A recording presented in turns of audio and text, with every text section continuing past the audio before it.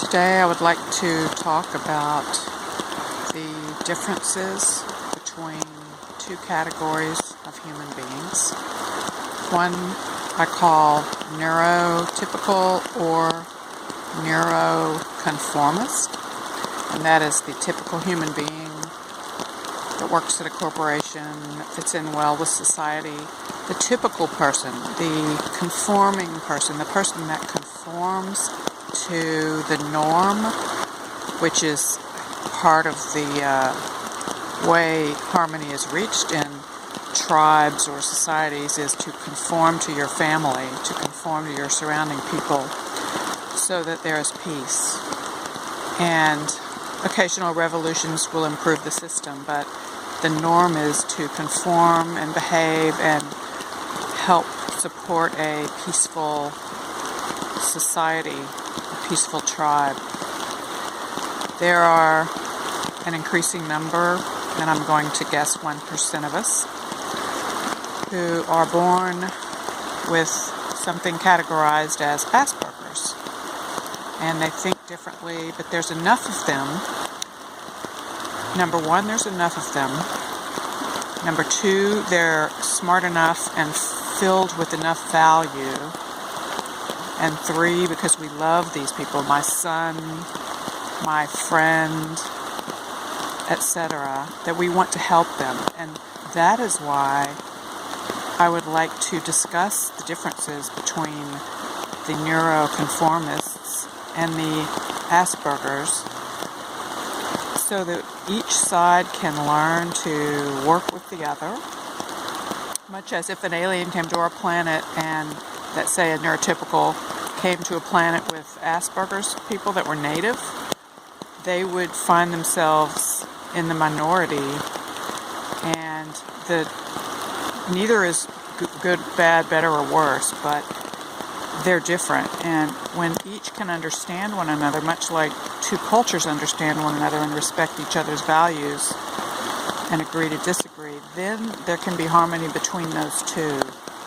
So an example of that would be if the Westerners coming over to the U.S. had been kind to the Native American Indians, and there had been a pervasive harmony between the two cultures, it would have been a much different society than we have found ourselves in.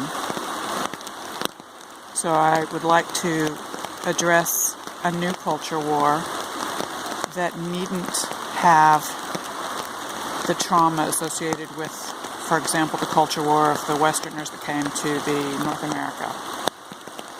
So these placements are not due to migration in the modern age, but due to a diverse gene pool, perhaps the ability of the evolution of the human race and the genes to express differences, that is 1% Asperger's, in an effort to survive.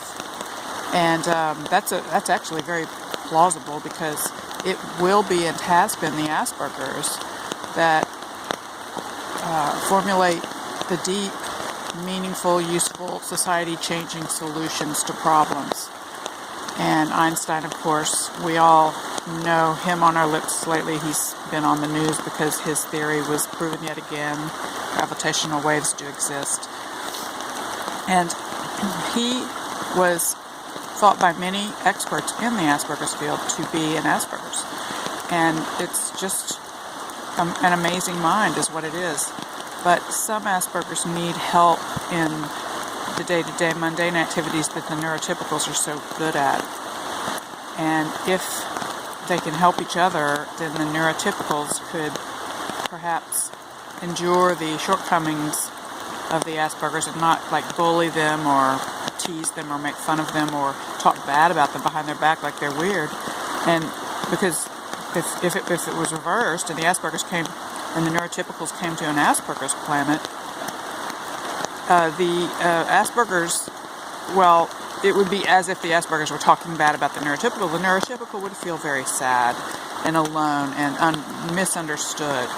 But the fact is that Asperger's probably would not bully the neurotypicals if the tables were reversed, because the nature of an Asperger's is very kind and has no evil intentions or power or anything, doesn't have any of the need for power, because their minds work differently. And the neurotypical's need for power is part of its survival because of the genes, so it's not like something wrong with it, but it can be bullying towards the Asperger. So I would like to do some videos talking about the different aspects of neurotypicals versus, that is, neurotypicals or neuroconformists versus Asperger's. And I hope you enjoy this video series. Thank you very much.